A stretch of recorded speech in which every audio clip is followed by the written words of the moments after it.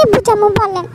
লিখা, মুখে বইলা, নাচা গাইয়া অথবা ঢং তামাশা রং কইরা কেমনে বুঝাই? ফোন আমার জীবনের একমাত্র সুখ ও আনন্দ, ভালোবাসা, এই তো আমার আশা, কিছুই নেই।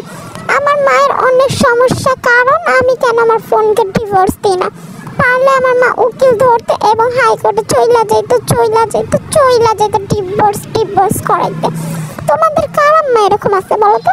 এরকম দরজানি করে কারো ফোনের সাথে তারা দেখলে হয়েছে আমার মায়ের মনে হয় শরীর জ্বলা পুরা ছাই, মনে হয় আমার মায়ের মাথার উপরে সূর্য সেট করা।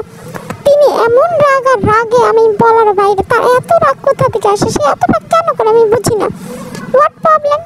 কোনো প্রবলেম নেই, তিনি আমার মাথা খাইয়া ফেলে। কারণ ফোন আমি হাতে নিছি, ফোন আমি দেখছি, ফোন আমি ধরছি। কেন ফোন ধরছি? কেন ফোন দেখি? কেন ফোন রেখে আমি পড়তে বসি না? কেন আমি ফোন রেখে খাওয়া দাওয়া করি না?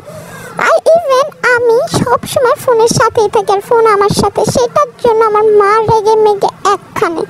কারণ একটাই, আমি কেন আমার ফোনকে ছেড়ে চলে যাই না? আমি আমার ফোনকে ছেড়ে কেন যাই না? আমার মা তো সেটা সহ্যই করতে পারে না। আমার মায়ের এটা সহ্যই হয় না। বুঝছো বন্ধুগণ?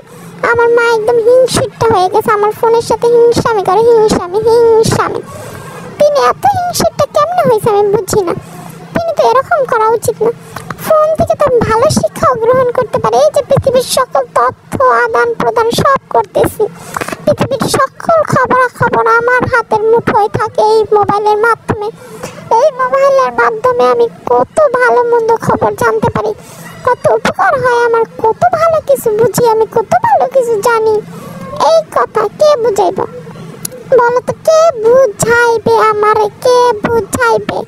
আমি তো আমার মায়ের বুঝাইতে ব্যর্থ। তোমরা কি সফলতা অর্জন করতে পারবা? তাহলে ফোন নাম্বারটা দাও, এখনই দিতেছি আমার ফোন নাম্বার, আমার মায়ের বুঝাইয়া দাও। তিনি কেন এমন করে? ওয়াই কেন করে? কেন? কি প্রবলেম? কোন জায়গায় সমস্যা? আমি তো বুঝতাছি না বন্ধুগণ, কোন জায়গায় সমস্যা বলো আমায়।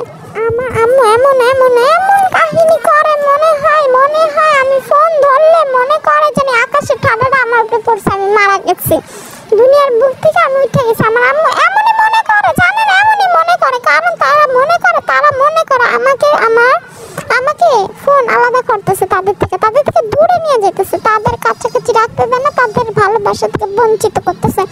এই কথাটা কে বুঝায়? বলছে আমি ফোনকে ভালোবাসি, ফোন আমাকে ভালোবাসে, ফোনও আলাদা করতেছে, আমি তাদের কাছেই আছি। তিনি এমনকি এটাও ভাবে আমি পৃথিবীর থেকে আলাদা হয়ে যেতেছি এই ফোনের জন্য।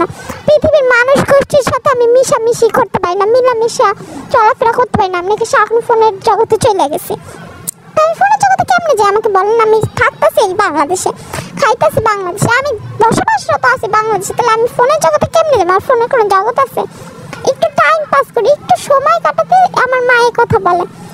আর যদি আমি 24 ঘন্টায় সময় পাস করতাম তাহলে কি বলতো? ভালোবাসি রে, বড় ভালোবাসি রে বন্ধু, ফোন রে ভালোবাসি যে। আমার মা এরকম করে রটনা আমার নামে, যে আমি নাকি অনেক ভালোবাসি আমার ফোনকে, আমার মায়ের থেকেও বেশি, আমার বাবার থেকেও বেশি। আচ্ছা, মা বাবার থেকে বেশি কি ফোনের বাসা যায় ভালো? এই কথা ওনারা কে বুঝাবে? উনার চোখের বিষ, চোখের কোনায় এমন বিষ, মানে কি বলবো, সুয়ের মাছে যেরকম তীক্ষ্ণ আমার মায়ের চোখ ওরকম তীক্ষ্ণ। আমি যদি ফোন খাটের নিচে যেয়ে দেখি, তিনি সেখান থেকে আমাকে বের করবে ফোন দেখা অবস্থায়, বলবে তুই ফোন টিপতেছিস। জানি না কেমনে ভাই গেস করে, কেমনে তার মাথা কাজ করে। অনবরত সে আমার ফোন টিপানো দেখলেই হয়েছে একেবারে গালিগালাজ শুরু, তার অনবরত গালিগালাজ।